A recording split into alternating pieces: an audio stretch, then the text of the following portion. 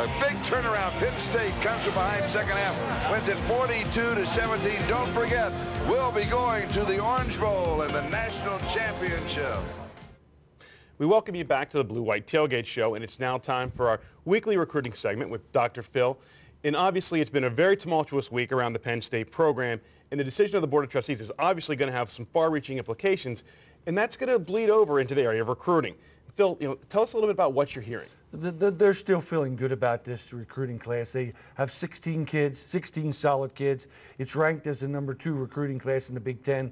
Only one of the top 2 schools, along with Michigan, ranked among the top 20 in the country, and they're hearing from most of the kids. I know we've interviewed 13 of them that have verbally committed. Most of them seem solid in their commitments, and as long as the coaching staff and they're able to solve that problem, I think they'll be able to keep the players that they have. And the difficult process from there will be is convincing the players that they're still recruiting, that Penn State's ready to go.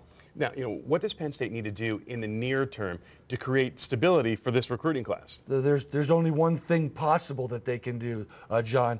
They got to start the search process and name that search committee. They can't be put in a position where you go on and have it drags on to the holiday type of season. What I think they want to do is pick maybe the acting president, the acting athletic director, get a guy like Jack Ham and get a guy like Matt Millen on the search committee.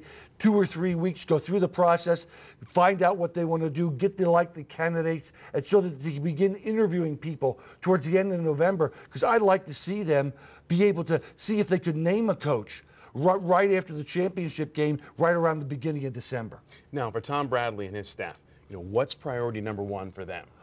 I think there's no question they have to start getting in contact with the individuals that have already verbally committed. They can't let them slide away, because it's going to be too much of a process for the new people to come in to try and solve that situation, plus go out and recruit the kids that they already have to recruit. So the assistant coaches around got to get in contact with their people they recruited, tell them the situation is going to be solved. This is Penn State, and we know how to get it done, and the university will do what they have to do to make secure that Penn State is going to remain its top 25 standing as a football program.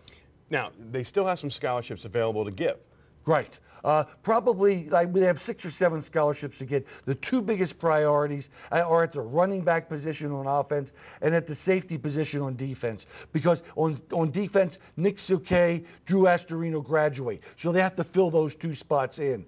Offensively, Silas Redd is going to be a senior when the class of 2013 comes around. Stephon Green, Brandon Beecham will no longer be part of that process, after the 2012 season. And you got a situation where Curtis Dukes is going to be a kid that is going to be a redshirt senior. So they need to bring in 2 outstanding running backs, and those are kids that they still have to recruit. Definitely some interesting days around here, and I think more to come. When we come back, we're going to head back over to the set, and Steve and Phil are going to break down the Cornhuskers.